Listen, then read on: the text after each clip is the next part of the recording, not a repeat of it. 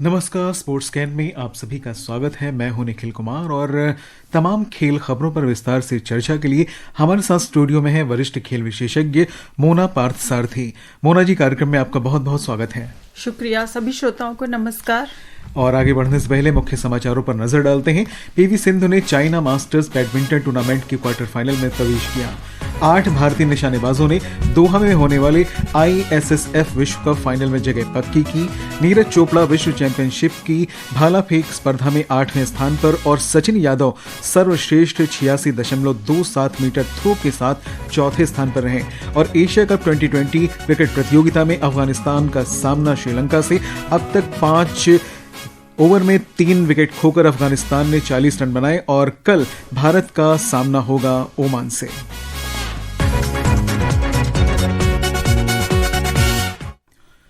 PV Sindhu ने China masters badminton tournament के महिला सिंगल्स क्वार्टर फाइनल में प्रवेश कर लिया है। 2 बार की ओलंपिक पदक विजेता सिंधु ने प्री क्वार्टर फाइनल में थाईलैंड की 6ठी वरीयता प्राप्त पॉनपॉवी चोचुवांग को 21-15, 21-15 से पराजित किया। वहीं पुरुष डबल्स में सात्विक साईराज रैंकी रेड्डी और चिराग शेट्टी की जोड़ी ने भी अंतिम 16 में प्रवेश कर लिया है। मोना, अगर पीवी सिंधु की हम बात करते हैं, कई बार ऐसा हमने देखा है कि लय थोड़ी सी भटकी, लेकिन उसके बाद वापसी करने की जद्दोजहद उनमें नजर आ रही है। इस बार के इस टूर्नामेंट में अब तक के खेल पर अगर हम नजर डालें तो कुछ अच्छा नजर आ रहा, दिख रहा है कि कुछ बेहतर प्रदर्शन कर रही हैं। देखिए, पहली बात तो उन्होंने बहुत ही दमदार प्रतिद्वंदी को हराया। पॉनपावी जो है वो काफी समय इंडोनेशिया ओपन में भी उनके साथ खेली थी, तो काफी पुरानी प्रतिद्वंदी और बहुत ही शुरू से जो उन्होंने लय पकड़ी, खासकर हांगकांग ओपन जो इससे पिछला टूर्नामेंट था, वहां पहले ही दौर से वो बाहर हो गई थी और उसके बाद जिस तरीके से उन्होंने वापसी की है और क्वार्टर फाइनल तक पहुंची है, लेकिन यहां पर भी उन्हें क्वार्टर फाइनल से आगे की बाधा पार करनी होगी, क्योंकि ओलंपिक के बाद से हमने देखा है कि ऑन एंड ऑफ उनके प्रदर्शन में काफी उतार चढ़ाव देखे जा रहे हैं। तो यहां पर अगर वो टूर्नामेंट जीतती हैं या फाइनल तक भी पहुंचती है तो वो आत्मविश्वास और वो लय जिसकी हम बात करते हैं बार बार, वो शायद वापस पाने में कामयाब रहेंगे। अगर सात्विक साईराज रैंकी रेड्डी चिराग शेट्टी की जोड़ी की हम बात करते हैं तो ये जोड़ी अच्छा प्रदर्शन करती है, लेकिन शायद अंतिम जो मैचेस होते हैं सेमीफाइनल और फाइनल के, वहां तक पहुंचते पहुंचते हतोत्साहित हो जाते हैं। देखिए, दुनिया में नंबर 1 रह चुके हैं और इनके साथ भी वही है कि हांगकांग ओपन से पहले लगातार शुरुआती दौर में बाहर हो रहे थे, लेकिन हांगकांग ओपन में फाइनल तक पहुंचे और उसके तुरंत ही बाद ये टूर्नामेंट खेल रहे हैं। तो यहाँ पर हम उम्मीद करेंगे उनसे कि उससे आगे की बाधा वो पार करें। और जैसे कि आपको पता है, सबकी नजरें अभी ओलंपिक 2028 लॉस एंजलिस ओलंपिक की तरफ ही जो तैयारियां जा रही है वो जा रही है, तो उसको ध्यान में रखते हुए यहाँ आत्मविश्वास हासिल करने के लिए बहुत जरूरी है और भारतीय बैडमिंटन के लिए बहुत जरूरी है कि कोई पदक या कोई खिताब सामने आए, क्योंकि लक्ष्य सेन पहले ही बाहर हो चुके हैं शुरुआती दौर में ही। तो इन दोनों पर नजरें यहाँ भारत की टिकी हुई होंगी। जी, आगे बढ़ते हैं। 8 भारतीय निशानेबाजों ने 4 से 9 दिसंबर तक दोहा में होने वाले ISSF विश्व कप फाइनल में अपनी जगह पक्की कर ली, जिसमें 2 बार की ओलंपिक पदक विजेता मनु भाकर भी शामिल हैं। मनु एकमात्र ऐसे निशानेबाज हैं जिन्होंने विश्व कप फाइनल की 2 स्पर्धाओं में जगह बनाई है। भारतीय निशानेबाज इन 12 में से 5 स्पर्धाओं में हिस्सा लेंगे। हालांकि भारतीय निशानेबाजों के पास अब भी एथेंस में होने वाली आगामी ISSF विश्व चैंपियनशिप शॉटगन और मिस्र के काहिरा में होने वाले विश्व चैंपियनशिप राइफल पिस्टल में पदक जीतकर फाइनल के लिए क्वालिफाई करने का मौका है। भारत का 2025 में विश्व कप चरणों में प्रदर्शन सर्वश्रेष्ठ रहा है। भारत ने राइफल, पिस्टल और शॉटगन में 9 स्वर्ण, 6 रजत और 7 कांस्य सहित कुल 22 पदक जीते हैं, जिससे वो कुल मिलाकर दूसरे स्थान पर रहा है। अगर मनु भाकर का हम यहाँ पर जिक्र करें तो लगातार अच्छी खबरें उनकी तरफ से आती रही हैं। अपने फैंस की बात करें, क्रिकेट खेल प्रेमियों की हम बात करते हैं, उन्हें निराश नहीं किया उन्होंने, बिल्कुल नहीं किया। एक तो ओलंपिक में ही 2 पदक उन्होंने जीते और उसके बाद से सिलसिला उनका पदक जीतने का जारी है। और ये जो टूर्नामेंट है ये काफी प्रेस्टिजियस टूर्नामेंट है और इसमें 2 प्रतियोगिताओं में जगह बनाना ही अपने आप में बहुत बड़ी बात है, क्योंकि इससे हर ओलंपिक वर्ग में जो दुनिया का सर्वश्रेष्ठ निशानेबाज है उसका निर्धारण होता है। और यहाँ Manu Bhaker 10 metre air pistol और 25 मीटर एयर पिस्टल दोनों में अपनी चुनौती पेश करेगी, तो काफी बड़ी बात है। और वो दावेदार भी हैं इसमें सर्वश्रेष्ठ चुने जाने के। और फिर सुरुचि सिंह जो भारत की नई सेंसेशन है शूटिंग में, जिन्होंने ब्यूनस आयर्स, लीमा और म्यूनिक तीनों वर्ल्ड कप में गोल्ड मेडल जीता था और यहाँ क्वालिफाई किया।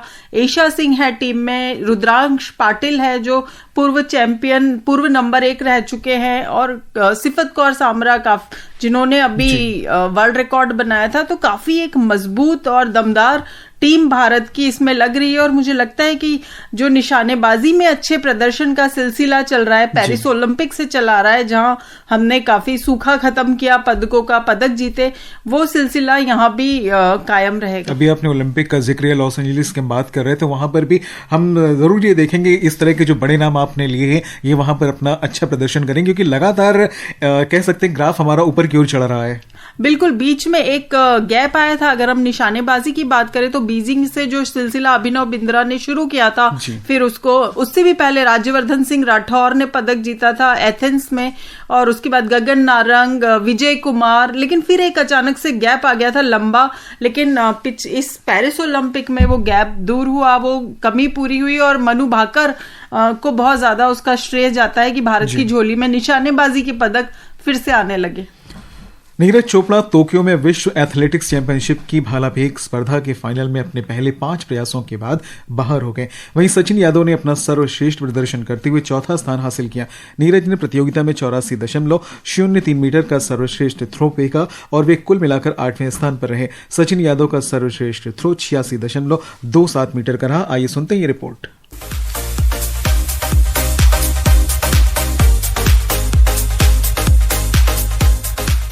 टोक्यो में विश्व एथलेटिक चैंपियनशिप की भाला फेंक स्पर्धा के फाइनल में नीरज चोपड़ा 8वें स्थान पर रहे। नीरज का सर्वश्रेष्ठ प्रदर्शन 84.03 मीटर का रहा। नीरज के अलावा इस स्पर्धा में भारत के लिए सचिन यादव ने भी भाग लिया। शानदार प्रदर्शन करते हुए चौथे नंबर पर रहे। सचिन यादव ने 86.27 मीटर तक भाला फेंककर अपना व्यक्तिगत सर्वश्रेष्ठ प्रदर्शन किया। सचिन यादव केवल 40 सेंटीमीटर की दूरी से कांस्य पदक प्राप्त करने से चूक गए। त्रिनिदाद और टोबैगो के केशोन वॉलकॉट ने 88.16 मीटर के साथ स्वर्ण पदक जीता। ग्रेनेडा के एंडरसन पीटर्स ने 87.36 मीटर तक भाला फेंककर रजत पदक हासिल किया। अमेरिका के कार्टिस थॉमसन ने कांस्य पदक अपने नाम किया। उन्होंने 86.67 मीटर तक भाला फेंका। नीरज चोपड़ा ने पहले प्रयास में 83.65 मीटर और दूसरे प्रयास में 84.03 मीटर तक भाला फेंका, जबकि तीसरा और 5वां प्रयास विफल रहा। नीरज का चौथा प्रयास 82.86 मीटर तक का रहा। सचिन यादव ने पहले प्रयास में 86.27 मीटर तक भाला फेंका।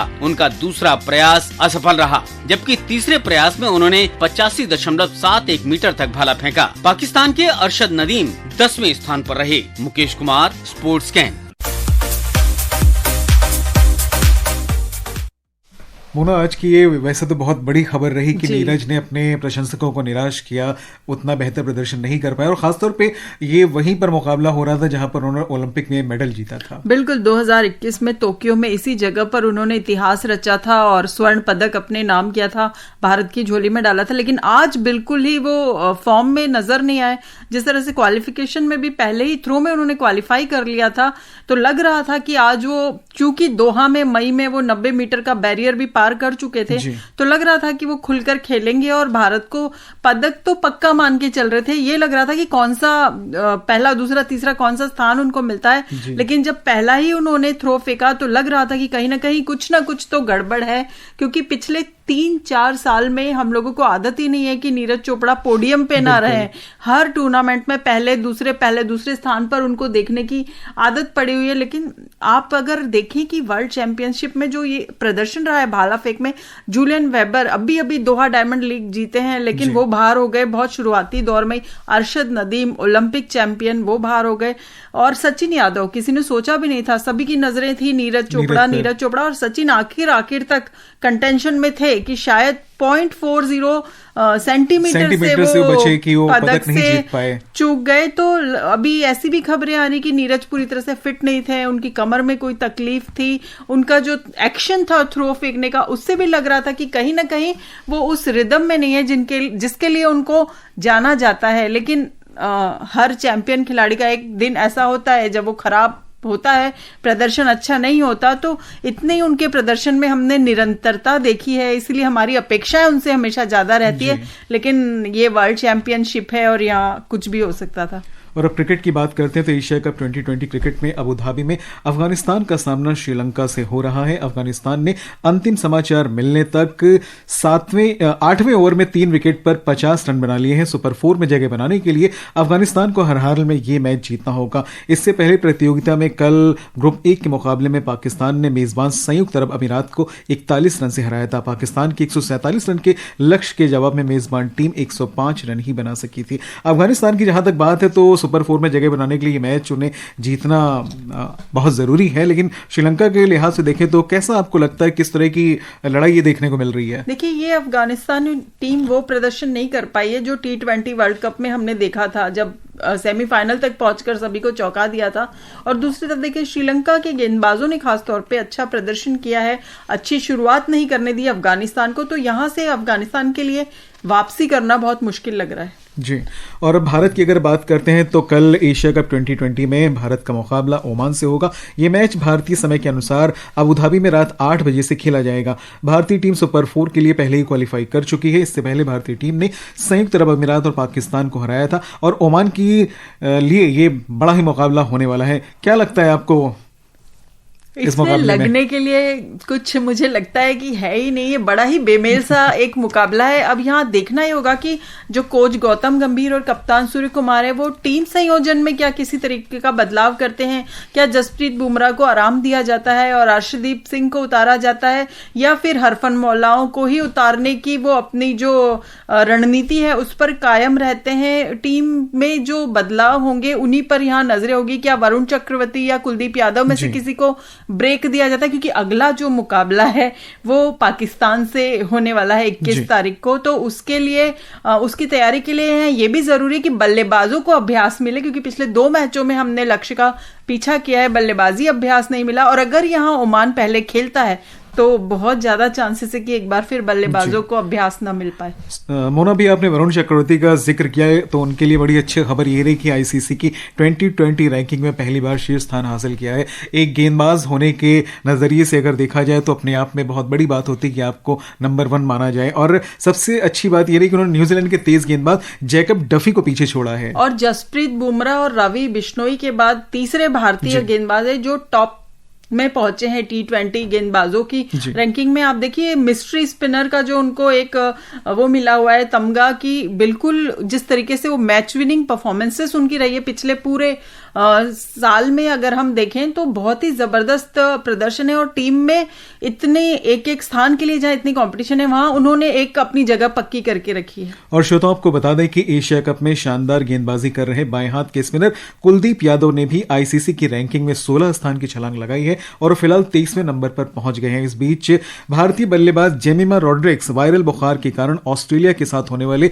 शेष एक दिवसीय अंतर्राष्ट्रीय मैच में नहीं खेल सकेंगी। उनके स्थान पर तेजल हसबनीस को टीम में शामिल किया गया है। अब भारत और ऑस्ट्रेलिया के बीच मुकाबला होना है 20 सितंबर को नई दिल्ली के अरुण जेटली स्टेडियम में। और आपको ये बता दें कि यह मैच दिन में 1:30 बजे से शुरू होगा। और कुश्ती की बात की जाए तो अंतिम पंघाल विश्व कुश्ती चैंपियनशिप के महिलाओं के 53 किलोग्राम भार वर्ग के मुकाबले में कांस्य पदक के लिए खेलेंगी, जहां उनका सामना स्वीडन की एम्मा जोना डेनाइस एम से होगा। हालांकि राधिका और ज्योति बेरीवाल प्रतियोगिता से बाहर हो गई हैं। मोना, पहले तो अंतिम ने शुरुआत बड़ी आसान जीत के साथ की जब उन्होंने स्पेन की कार्ला जेम्स सोनेर को मात्र 23 सेकंड में नॉकआउट से हराया, लेकिन बाद में उनकी स्थिति थोड़ी सी डाउन होती गई और वो अब काफी निराश किया उन्होंने। बिल्कुल, पदक की प्रबल, खिताब की प्रबल दावेदार मानी जा रही थी, लेकिन जिस तरीके से सेमीफाइनल मुकाबला उन्होंने गंवाया, काफी आसानी से घुटने टेक दिए। और अभी यहाँ भी उनका सामना जो है वो अंडर 23 चैंपियन से होने वाला है, तो ये भी चुनौती उनके लिए आसान रहने वाली नहीं है।